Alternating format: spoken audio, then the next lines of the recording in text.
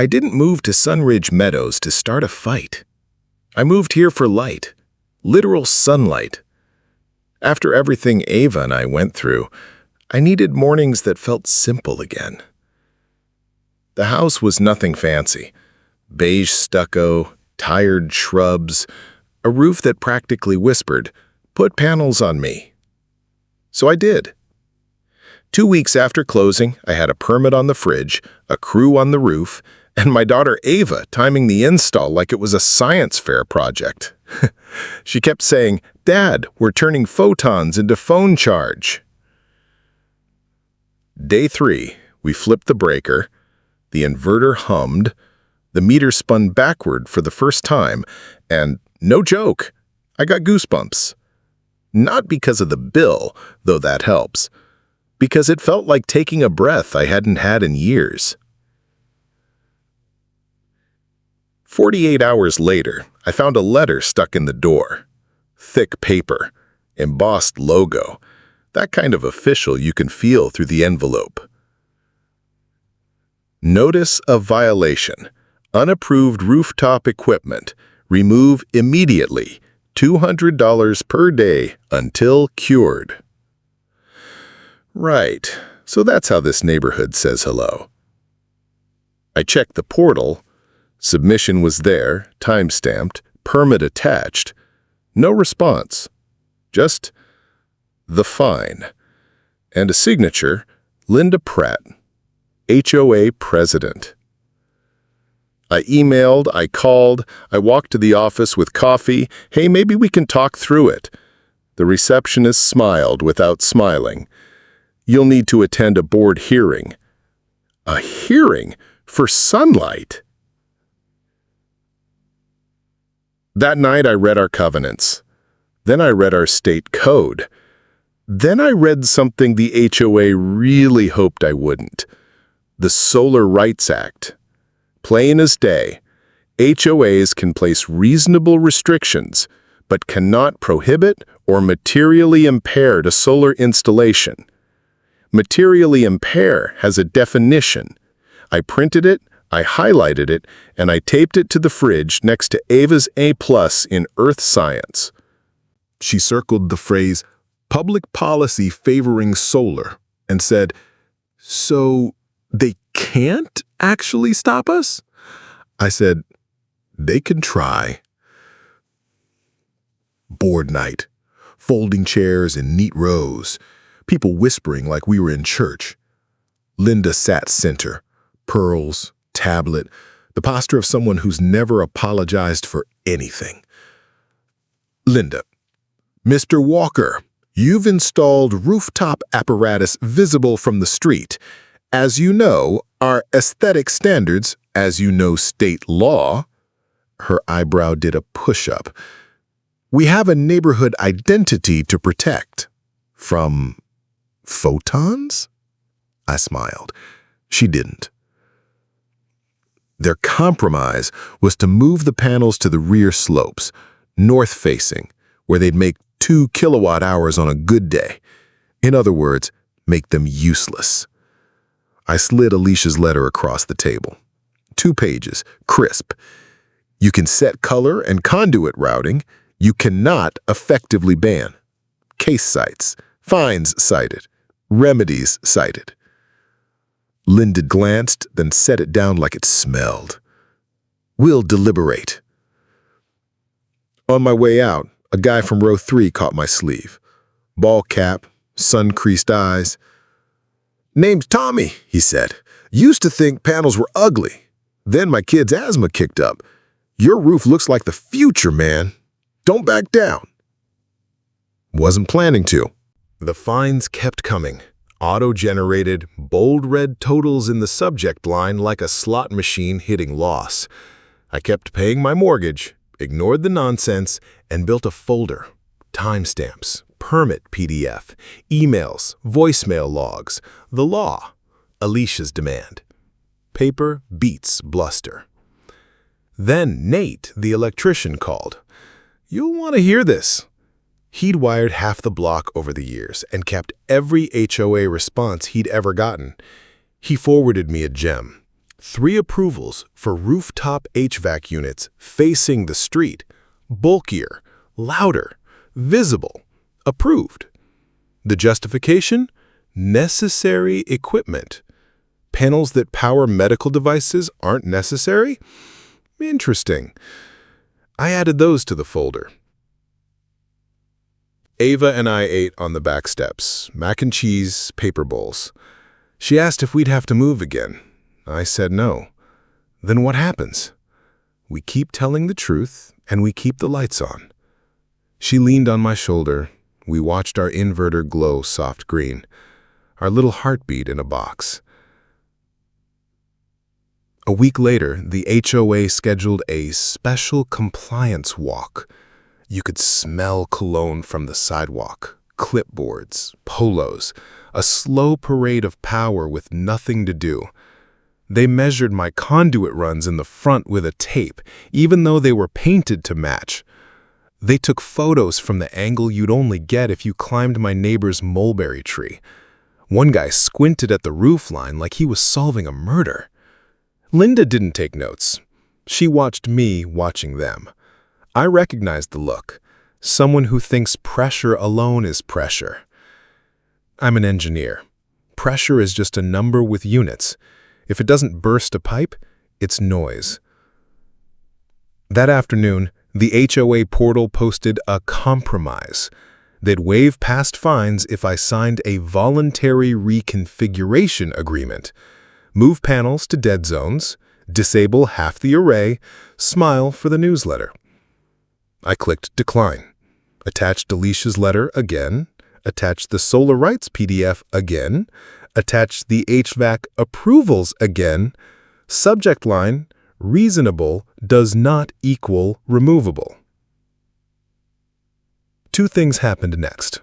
First, a rumor. Ethan's panels are lowering property values. Second, a knock. Tommy, ball cap in hand. Couple of us are talking. We're tired of pretending the sun is a threat. He grinned. You mind if I bring a few neighbors by? We pulled lawn chairs into my driveway. 6 people, then 12, then 20. A pop-up town hall. I brought out lemonade. Nate brought outlets on an extension cord. Ava made a whiteboard that said myth versus fact. We wrote UGLY under myth and same profile as skylights, 5 houses already have them, look down your street under fact. People left. Tension thawed. Stories tumbled out. Garden finds, mailbox color finds, a Halloween inflatable citation. You could hear the relief of not being alone. It stopped being about my roof. It started being about our rules. The next board night, the room was full. Not with whisperers, with voices. Tommy spoke first. A nurse spoke about her husband's CPAP. A teacher talked about power bills. Nate held up conduit paint the HOA had demanded and said, "We already did this. You're inventing hurdles." Alicia joined on speaker, calm as a surgeon. My client is asking you to follow the law. If you continue to materially impair, we'll seek injunctive relief and fees. We'd prefer to work with you. Linda smiled a politician's smile. We'll take this under advisement. Translation? No, not yet. Summer arrived early, the kind that hums, heat warnings, brown lawns, the kind of air where transformers sound tired. We were making more power than we used by 11 a.m. every day. I added a small battery, not flashy, enough to keep a fridge, a couple fans, a CPAP, and phone chargers alive if the grid blinked. I didn't tell anyone. I hoped I'd never need it. Beat. The grid blinked. Mid-afternoon, the AC died mid-breath. The neighborhood exhaled into quiet. Then the chorus, front doors opening, is your power out too? Kids asking about Wi-Fi, a baby crying next door. The HOA clubhouse fired a generator, sputtered, and coughed into quiet. The portal posted, "Please remain calm. Power restoration ETA unknown." I rolled my battery cart to the driveway, ran a safe extension under a shade sail, and put up a handwritten sign. Charging, medical, phones, free. Nate texted, "I've got a spare battery and cables on my way." A parade formed, neighbors carrying cords, coolers, anxious looks. Tommy wheeled over his wife's CPAP. A teen held 3 power banks like precious stones. Ava set up a folding table. "Name your device, we'll tag it," she said like a librarian of electrons. We were a microgrid, small, human-sized. Enough. Someone filmed. Of course they did. Guy the HOA fined is powering the block. It hit local Facebook, then a reporter's DM. I didn't want a spectacle. I wanted people comfortable. But sometimes the story writes itself. By sunset, we'd cycled chargers for 30 phones, 3 oxygen concentrators, 2 CPAPs, and a portable freezer full of insulin for a family 3 streets over. The clubhouse stayed dark. The HOA posted, "Please conserve." We posted, "We've got you." Tommy looked at my roof and said, "Ugly never looked so good." I laughed. "Tell the board." The next morning, Alicia filed for a temporary restraining order against enforcement of the reconfiguration. She included screenshots of the blackout, charging line, and the club's generator failure. She included the HVAC approvals. She included the statute again. The judge issued a brief order. No disabling of existing system pending hearing. The HOA posted a statement. "We support innovative energy within guidelines." Guidelines they overnight edited on the portal to pretend they always allowed what they'd tried to block. I saved the page cache. Time has a way of telling the truth. Here's the part I didn't expect. The shift wasn't just legal. It was cultural. Neighbors who'd never made eye contact now waved. People who were on the fence weren't, because the fence vanished in the heat. Linda's certainty met a hotter certainty, the kind that says, "My kid's breathing beats your aesthetic." Ava drew a chart on our fridge. Sun to panels to battery to neighbors to smiles. She put it next to Rachel's photo. "Mom would like this," she said. I nodded. She would. I didn't win anything in part 1. Not really. I didn't beat the HOA. I didn't change the bylaws. I didn't recall a board. All I did was keep the lights on and keep the receipts. But when the grid failed and the clubhouse fell silent, the neighborhood heard something new. Not the hum of a generator, the hum of enough. Next, I'd offer the board a deal they couldn't spin and a choice they couldn't dodge, because this stopped being about my roof a long time ago. It's about who gets to say yes to the sun. Okay, so the fines didn't stop. Every morning felt like deja vu. Log into the portal, red banner, balance due $2,600, daily fines accruing. By week 3, I joked with Ava. We're either going to have the most expensive power bill in history or the cheapest. She didn't laugh. She just asked if they could really take the house. I swallowed hard and said, "Not if I have anything to say about it." The HOA scheduled a board hearing for Tuesday night, 6 p.m., Clubhouse. Official notice taped to my door, written in that faux legal font that thinks it's scarier than it is. I wore my best button-down, printed copies of the Solar Rights Act, and highlighted the lines like a college freshman before finals. Alicia prepped me with bullet points. Speak calmly, quote statute, don't take the bait. Remember, the room isn't just the board, it's the neighbors. The clubhouse was packed. I swear more people showed up for last year's Christmas raffle. Rows of folding chairs, half the crowd whispering, the other half craning necks like they were at a boxing match. At the front, Linda Pratt, HOA president. Pearls, tablet, posture perfect. She looked like she'd been rehearsing for a courtroom drama all her life. On her left, 3 board members flipping through binders. On her right, a man in a slick gray suit who didn't live in the neighborhood. Attorney. Paid for with our dues, no doubt. Linda tapped her mic. Mr. Walker, you've installed rooftop apparatus without proper approval. As outlined in Covenant Section 12.4, all exterior modifications must be approved by the board. Your panels are visible from the street in violation of aesthetic guidelines. We're prepared to offer a compromise. Remove them within 10 days and we'll waive accumulated fines. I stood, calm, folder in hand. With all due respect, Mrs. Pratt, this isn't a question of compromise. It's a question of law. State Solar Rights Act, Section 714, Paragraph B. I held up a highlighted copy. No covenant, restriction, or condition may prohibit or materially impair the installation of a solar energy system. Forcing me to move panels to north-facing slopes materially impairs function. I slid copies down the table. The attorney glanced, lips tight.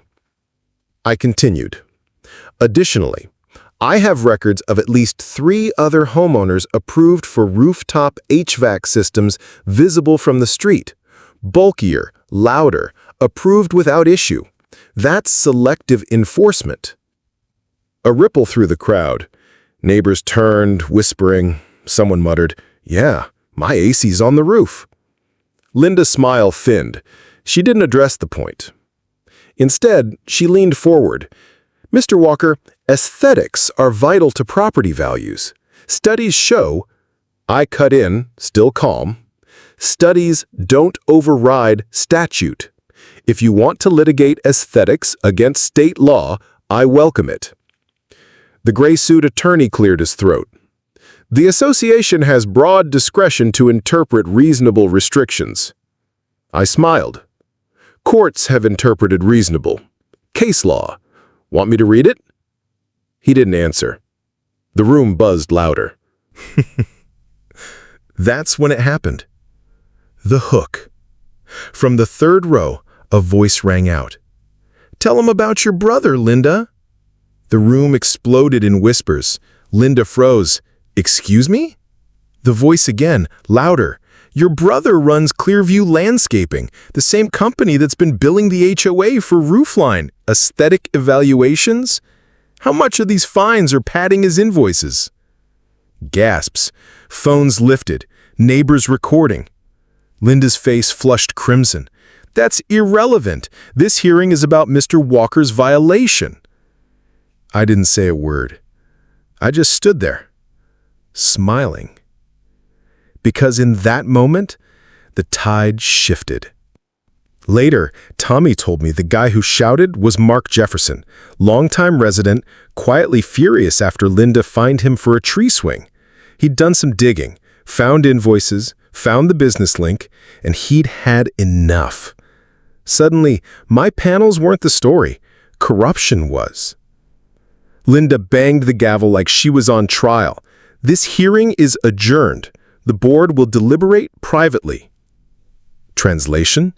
They were cornered and they knew it. The fines kept posting, $200 a day, but now neighbors were watching. Screenshots shared in group chats. One mom posted, "If they can find solar, they can find swing sets. Where next?" The HOA portal lit up with comments, threads, residents quoting my same statute back at them. The story wasn't just mine anymore. It was ours. Meanwhile, Nate, the electrician, dropped another bombshell in my lap. "Ethan, you'll want this." He forwarded me a PDF. It was the HOA's architectural standards. Last updated, 2003. Solar wasn't even mentioned. He grinned. "They're fining you based on a rule that doesn't exist." I added it to the folder. That night, Ava sat across from me at the kitchen table. She was quiet, twirling a pencil. Finally, she said, "Dad, what if they don't stop?" I looked at her, really looked at her. 12 years old, already learning how unfair the world can be. I said, "Then we make them." And she nodded. Brave kid. Braver than me sometimes. Then came the postcard. Yes, a literal postcard. HOA letterhead, bold text, special assessment proposed. Reason? Unbudgeted legal expenses. Translation? They were making us pay for the lawyer they hired to fight us. My neighbors lost it. Group chats exploded. So now my dues are paying to sue my own neighbor? I didn't sign up for this. Tommy dropped by with a six-pack. You've started something, man. People are angry. They're ready. And that's when I realized this was no longer about my panels. This was about who runs the neighborhood. The board thought they held all the cards, but they'd forgotten the oldest rule in engineering. Pressure builds. Pipes burst. And when they do, it's never quiet. The blackout was coming. The test. The moment no amount of bylaws could control. And when it hit, the neighborhood wouldn't be looking at Linda's pearls. They'd be looking at my roof. Before I tell you how the lights went out and the HOA's empire collapsed, do me a favor. Hit that like button if you've ever felt trapped by a rule that made no sense. Subscribe so you don't miss the rest of this insane story. And in the comments, tell me your HOA nightmare. Because trust me, after this, you'll believe anything is possible. It was July, heat so thick you could hear it. Cicadas screaming in the trees, asphalt shimmering like a mirage. The grid was gasping dot, and at 3:12 p.m. it quit. 1 second, AC home. The next, silence dot, then the chorus of front doors slamming. Neighbors spilling out, waving fans, shouting across yards. Is yours out too? Yeah, it was. All of it. The HOA fired up their backup generator at the clubhouse. You could hear the cough from blocks away. Diesel sputter. A roar that faded into a whimper 15 minutes later. Dead quiet on the HOA portal, a message popped up. Power outage. Please remain calm. Utility ETA, 12 to 14 hours. 12 to 14 hours. In this heat, with kids, with seniors.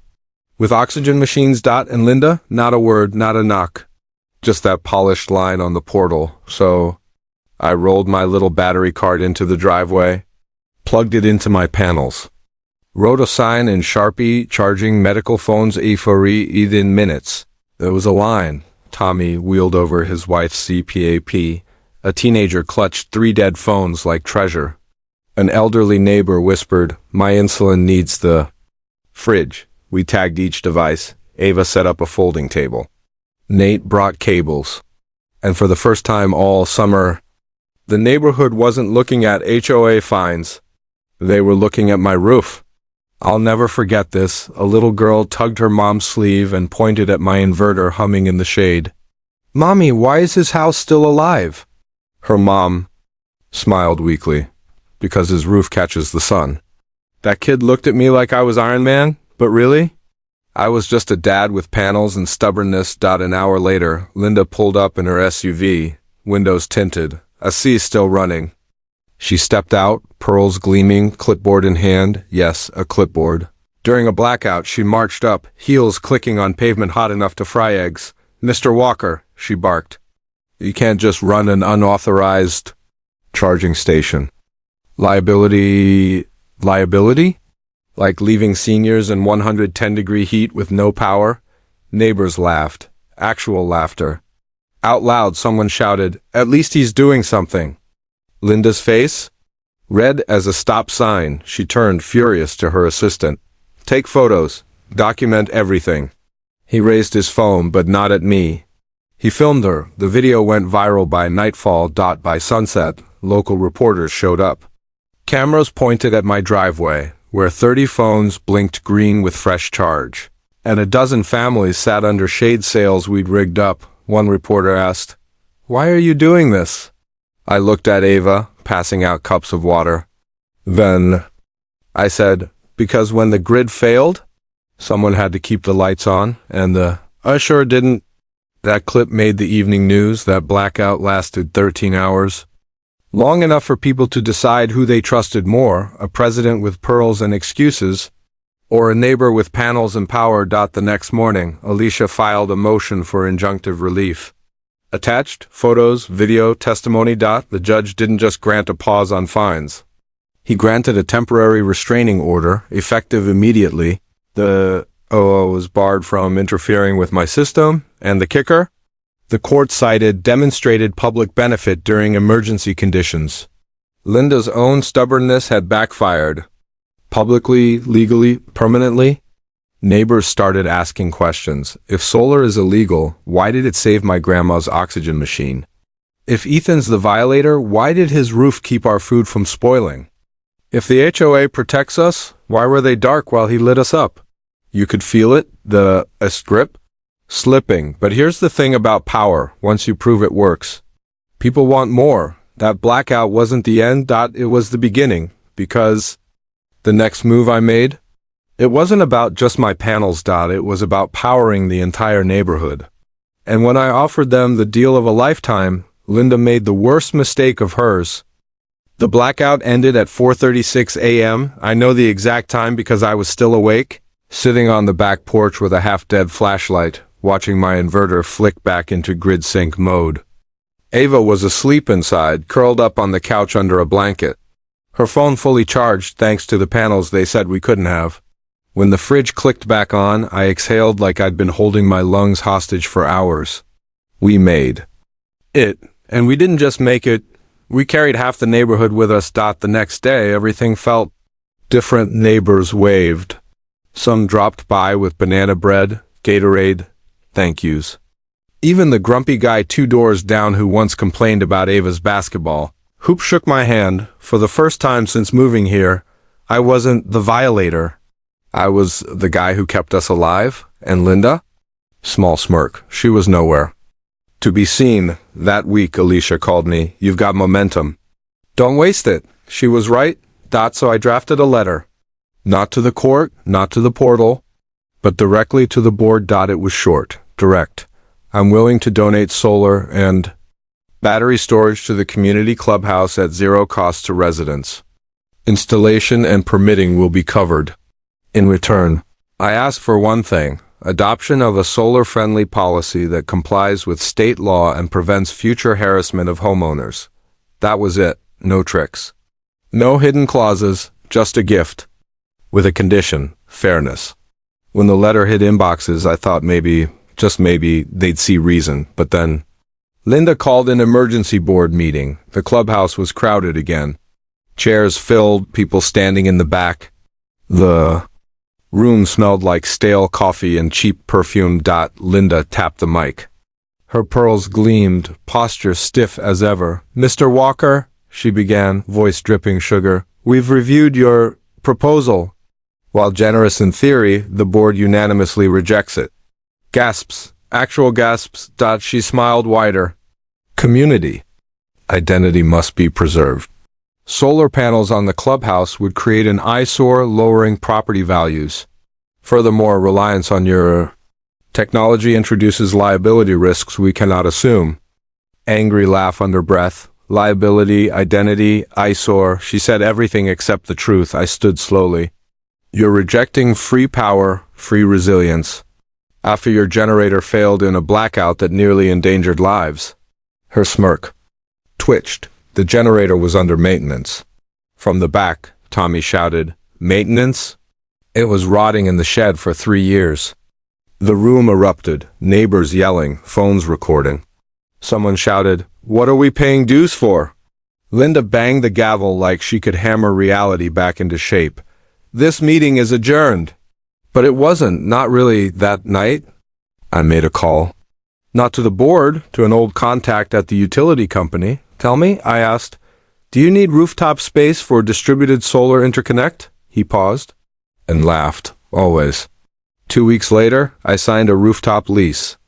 With a church just outside HOA jurisdiction, directly adjacent to our neighborhood, panels went up. A battery system followed. Utility interconnect approved. Suddenly, Rachel's Lake wasn't the only symbol of defiance. We had community-scale power right next door, legal, visible, undeniable, and Linda? She could do nothing to stop it. By now, frustration had turned into action. Maria, the nurse, started a petition. Recall the board. She went door to door with a clipboard. Within a week, she had 142 signatures. Tommy organized a town hall in my driveway again. Lawn chairs lining the curb. Nate brought diagrams of how the solar system worked. Ava drew posters. SUN equals life, not fines. People weren't whispering anymore. They were demanding. Linda tried to fight back. Sent letters warning of civil unrest. Posted threats of special assessments for those inciting rebellion. But it was too late. The genie was out of the bottle, and then the media came back. Channel 7 parked a van on Lakeside Drive. Headline: Neighborhood revolts after solar ban.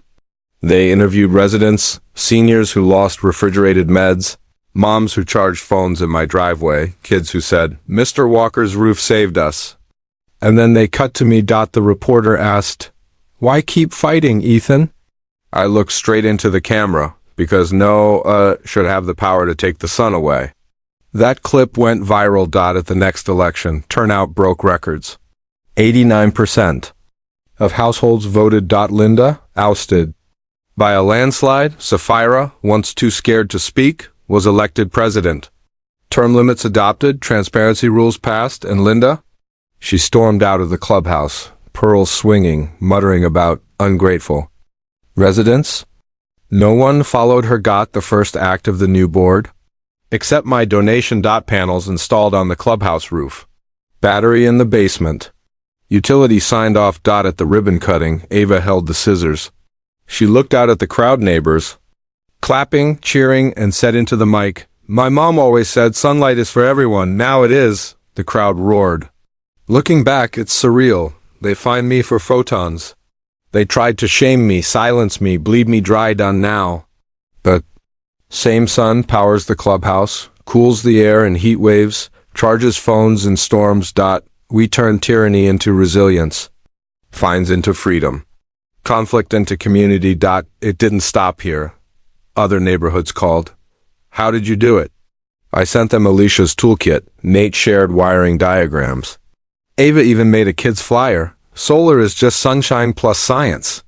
We became a model OA reform, energy resilience. Neighbors remembering what the word community actually means. So yeah. Linda tried to find me for catching the sun. Now. Her name's a footnote in a story about what happens when power meets persistence. And if you're listening to this, sitting in your own neighborhood with its own rules and fines and Karens in pearls, remember this: the rules only work if you let them. And the sun? The sun doesn't care about covenants. It just shines. When the dust finally settled, it felt strange to walk down my own street without bracing for the next notice, the next fine, the next fight. For months, my mornings had started with a knot in my stomach and a number in red on the HOA portal. And now, nothing, no violation, no threat. Just the quiet hum of panels soaking in sunlight exactly like they were meant to. But it wasn't just me who changed. The whole neighborhood carried itself differently. People who used to keep their heads down when Linda walked past now waved to each other. I'd see parents chatting at mailboxes instead of rushing inside. Little things, but they mattered. Because when fear leaves, community has room to breathe again. One Saturday, about a month after the clubhouse ribbon cutting, Ava and I were walking back from the lake with sandwiches in a paper bag when we heard laughter up ahead. A crowd had gathered at the clubhouse. Kids were chasing each other, families sitting under the new solar shade awning the board had just installed. Someone had hung a banner that read, "Sunridge Resilience Day." I didn't even know they were planning it. Sapphira waved us over and said, "This is the first of many." I looked at Ava. Her smile was wide, unguarded. It was the kind of day Rachel would have loved. The thing that stuck with me most, though, was what people said. One man shook my hand and whispered, "You saved my mom's life during the blackout. Her oxygen concentrator ran all night because of you." Another handed me a photo of his son with a caption scribbled in marker, "Thanks for charging my phone so I could call Dad overseas." I didn't know what to say except it wasn't just me, it was all of us. But the truth was, they saw something bigger than one man with panels. They saw a reminder that ordinary people could push back and win. Of course, Linda wasn't gone from memory. Every now and then, I'd hear a rumor she tried to start a consulting firm, pitched herself as a community governance expert, even filed an op-ed in the paper about the dangers of mob rule. Nobody took her seriously anymore. It was almost sad watching someone who once strutted like a queen become just another angry letter to the editor. Almost. The real turning point came when a journalist from a national magazine called me. He wanted to do a piece not just on me, but on what he called the solar rebellion. At first I laughed. It wasn't a rebellion, I said. It was just me not taking down panels. But when he came out with his camera crew and started interviewing neighbors, I realized the story had grown legs. People wanted to talk about it, not just what happened here, but what it meant. The article went viral. Headline, HOA fined him for solar, now he powers the block. Ava's picture was front and center, standing by the inverter with a grin like she was the one who invented it. She loved that. She printed the page and taped it to her bedroom door. Future engineer. She wrote under it. Soon after, emails started pouring in. Neighborhoods in Arizona, Texas, Florida, all writing the same thing. We're fighting our HOA. How did you do it? At first I tried to respond one by one, attaching Alicia's toolkit, pointing them to the statute, telling them to document everything, but there were too many. So we built a simple website, free resources, sample letters, links to state laws. Ava named it sunforall.org. Nate handled the tech, Alicia reviewed the legal side, and I just told the story. Within a month, thousands of downloads. That's when it hit me. This was bigger than our block. Bigger than one HOA. It was about who controls access to resilience. Do rules exist to protect or to profit? And how far can people push before someone finally pushes back? At home, life softened.